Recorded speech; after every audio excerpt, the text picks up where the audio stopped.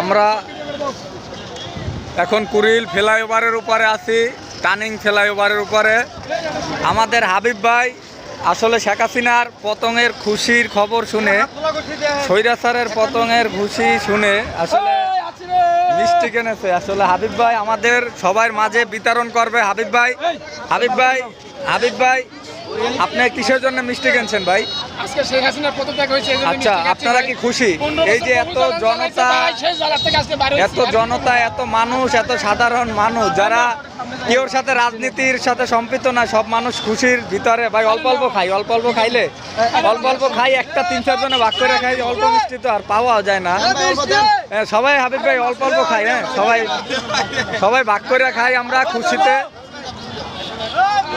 আমরা খুশিতে অল্প অল্প খাই ভাই, একটা সবাই অল্প অল্প ভাগ করে খাই, অল্প অল্প অল্প অল্প বস অল্প।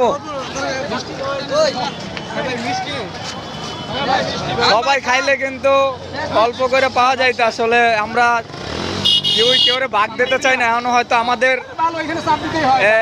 এখনো হয়তো আমাদের ওই কালচার ভিতরে আসে নাই,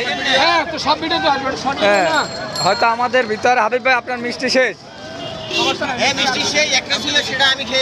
সবাইকে আমি বলছি, না সবাইকে আমি বলছিলাম যে ভাই অল্প অল্প মিষ্টি খান। আসলে কেউ কথা শুনতেছিল না। আসলে সবাই কেউ এখনো ভাগ দিতে চায় না, কারণ স্বার্থপর এখনো মানুষের ভিতরে রয়ে গেছে। হয়তো একটু সময় লাগবে আর কি, হয়তো একদিনই তার পরিবর্তন হয় না, আধা বেলায় আসলে পরিবর্তন হবে না, আসলে যেটা বোঝা গেছে। কারণ আমাদের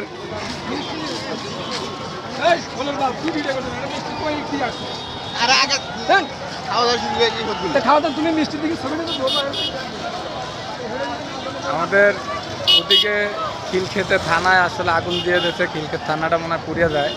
আসলে এগুলো আমাদের জন্য কাম্য না, আসলে থানাগুলো আগুন দেওয়া না হলে হতো। বিলাল ভাই